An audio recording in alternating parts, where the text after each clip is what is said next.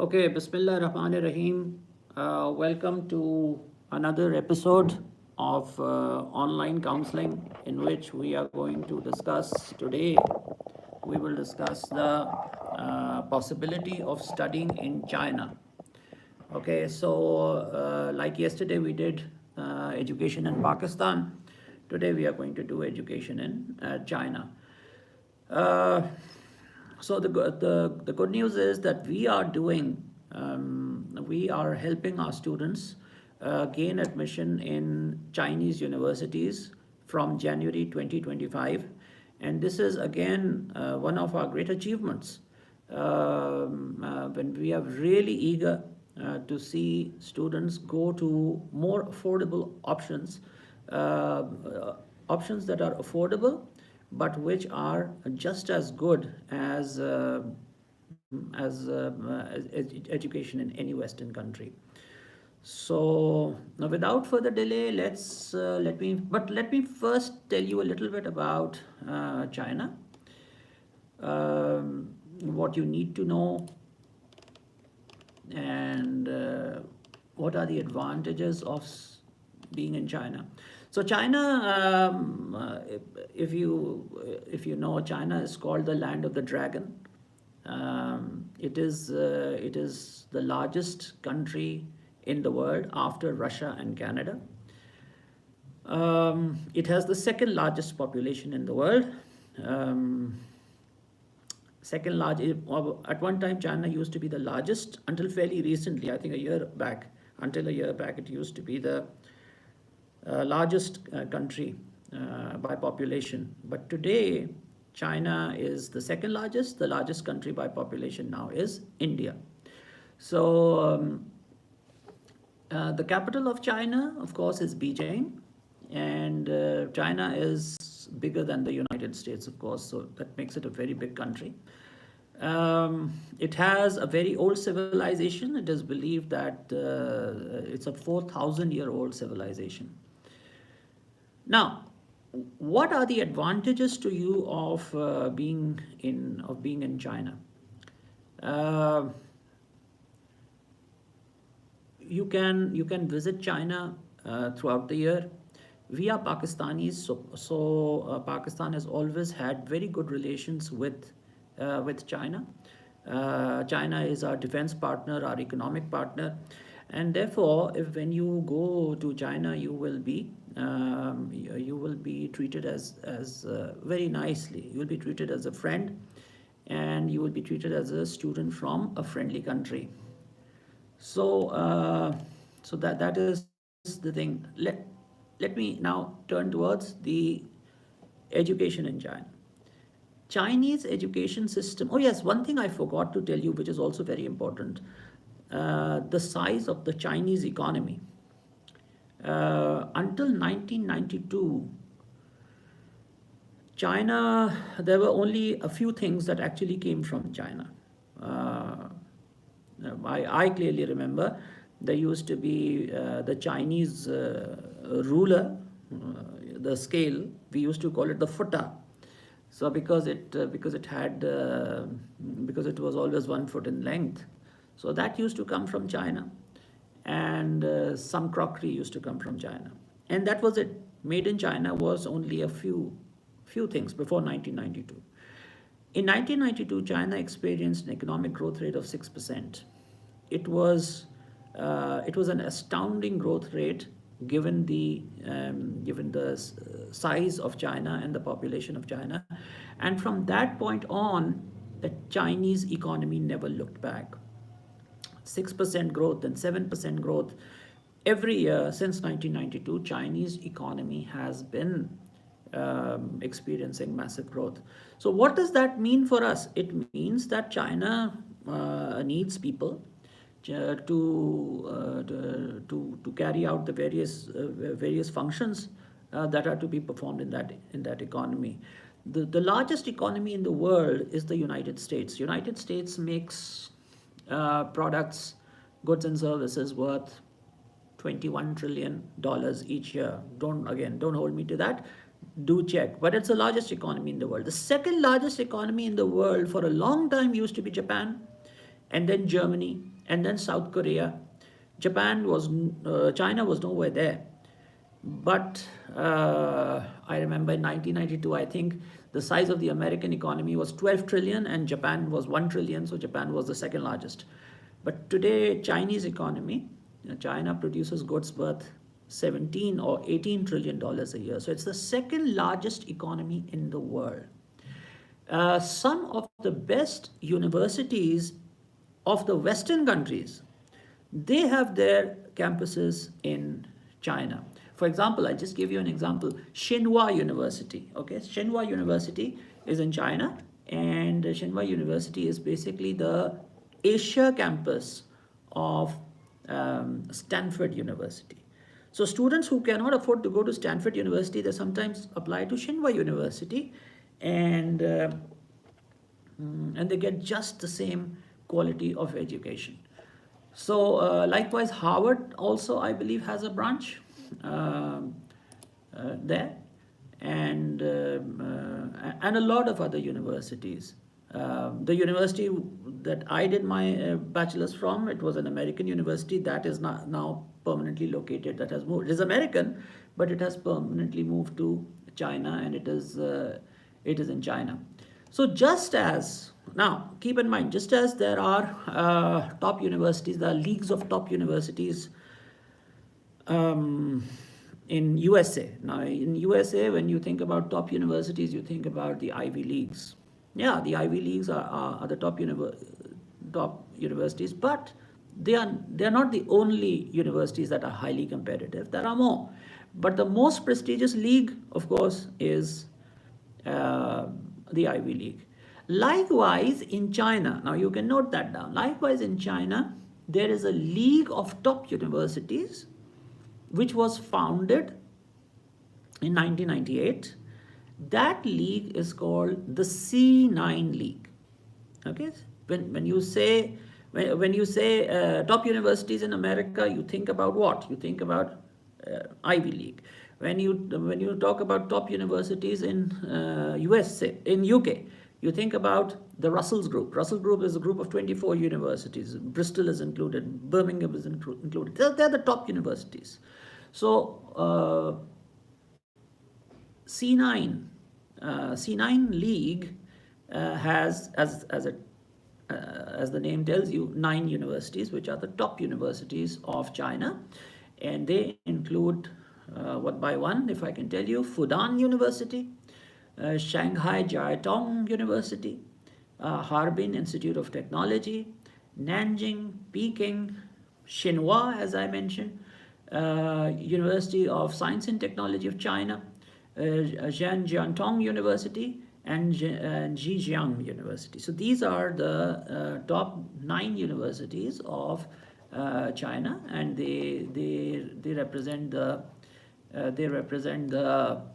learning hub, if you can say, of higher education in China. Please keep in mind, higher education and further education. Further education means education that you get after O level, includes A level and intermediate. And higher education means education that you get after your A level. So whenever I say higher education, please do keep in mind I'm talking about university education. So please keep that in mind. Okay. What is education in China like? We don't talk about China like we talk about the UK and USA, but please keep in mind China is making a lot of effort, and Chinese education is very diverse. They welcome students from every nationality, and they want people from every nationality to be there. Indeed, if you go to China today, you are going to find people from almost every nationality over there. Okay, so that is the thing. So they're very, very welcoming. They're very, very receptive to students. There are 2 semesters. Okay, in China there are 2 semesters. There are 2 intakes each year. In Pakistan, for example, we have only 1 intake. In Pakistan, if you were thinking that I'm going to get admission in January or February, no, that is not going to happen. We have admission tests in February, we can have admission tests in September, we can have admission tests in March, June, whenever. But our semesters start in August, September. Likewise, in China, there are 2 semesters. Like Europe, they have 2 semesters. So the academic year is two. The first semester begins in September. The second semester begins in February.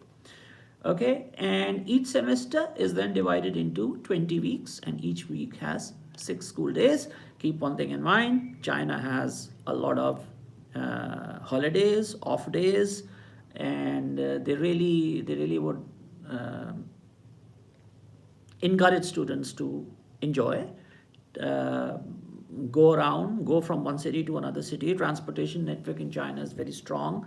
Another thing about China is they have the population is a lot, so they don't want queues. They want people off the roads. They want people to get things done from their homes. So everything in China is online.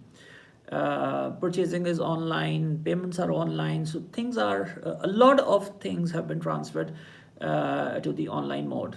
Okay, briefly I'll talk about medical education in China. China is offering medical education in English, uh, and it is a popular destination for everybody. Please keep in mind, just as we feel that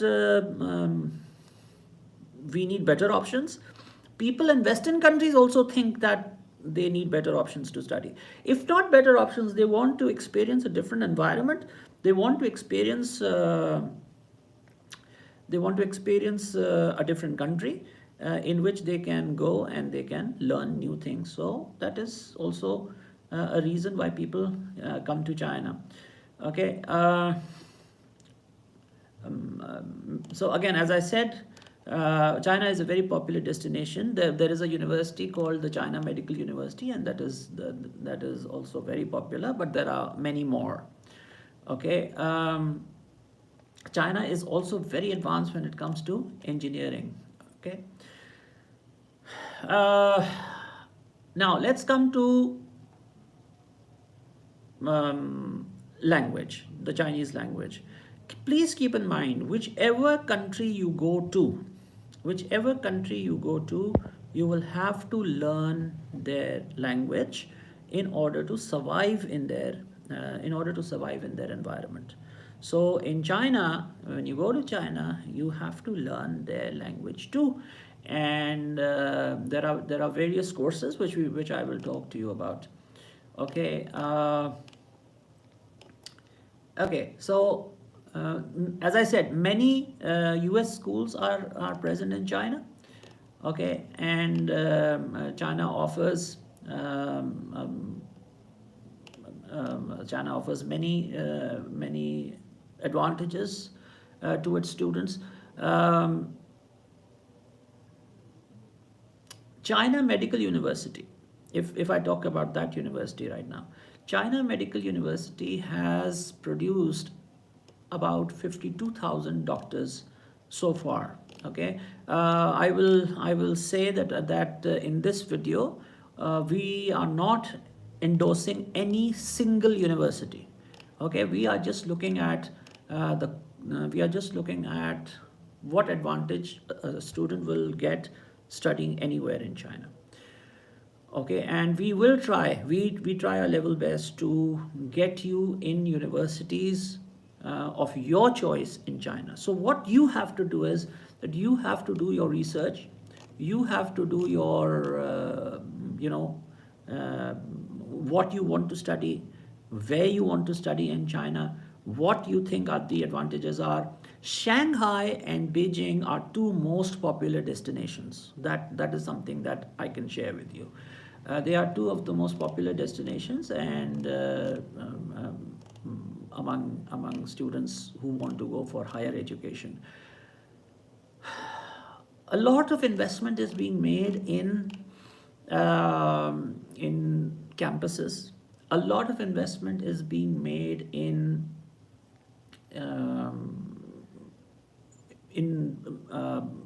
facilities, sporting facilities. There are universities where you will find stadiums which are owned by the university. So apart from education, they believe in the holistic development of the student. Okay, now let's come to, since I've discussed this, let me discuss briefly the cost. The cost. Uh, it is possible for you to get your to get scholarships in universities up to 100%. A level students are very welcome, and they are considered to be very good. A level students are considered to be very good, and universities are very eager to give admission to A level students, and they can get scholarships, very high level of scholarships up to 100%.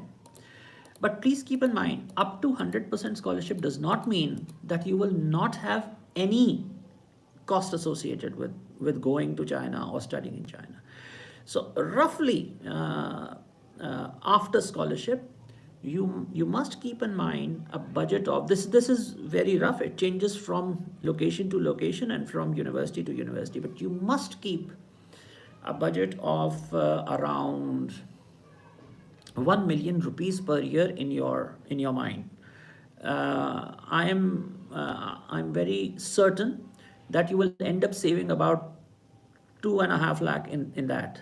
You will save a lot, but just to be on the safe side, keep that in your mind. Another thing which is important, which you must keep in mind, is you must get your passports done. Okay, uh, students who are going students who apply, and I ask them, is your passport ready, and they say no. Oh, that now that is a major problem. If you are going to a foreign country and your passport is not ready, so one of the first documents that is required is your passport. And right now it is taking a lot of time even to get the urgent passports made. I mean, you are looking at like 1 month, 1.5 month. So your valid passport should be ready when you apply. That's the first thing. Secondly, once again, I keep coming back to students, the importance for students of fulfilling the IBCC requirements. If you are done with your O level, get your IBCC equivalence of O level made immediately. This I'm speaking specifically about China, but it is required in all countries. It's required in Europe as well. It's required everywhere.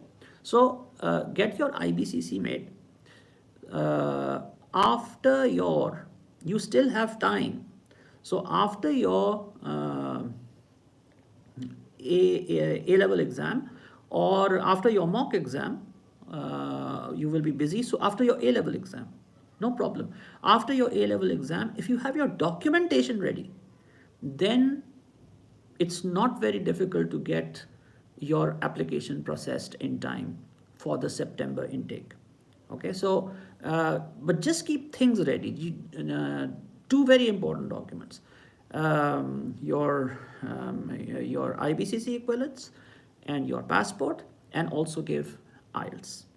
Okay, these three things are very important, and once you are done with that, and you have reasonable A level grades, you are looking at good scholarship opportunities in China.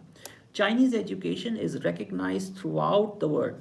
Okay, Chinese education is recognized throughout, and you, if you happen to study in a university like Tsinghua, or in a foreign American university based in China, then for your further for your graduate education, you can very easily shift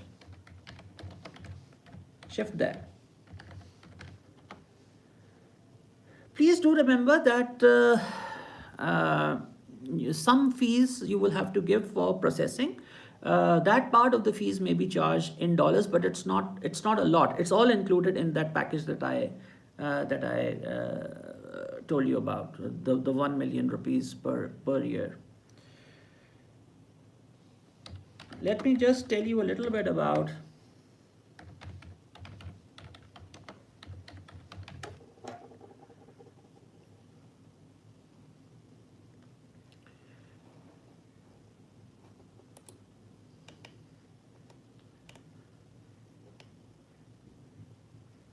so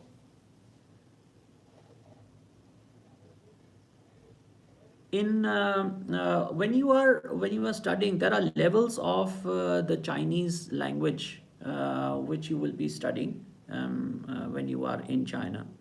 The good news is that you do not have to study them separately. I mean, again, requirements may vary.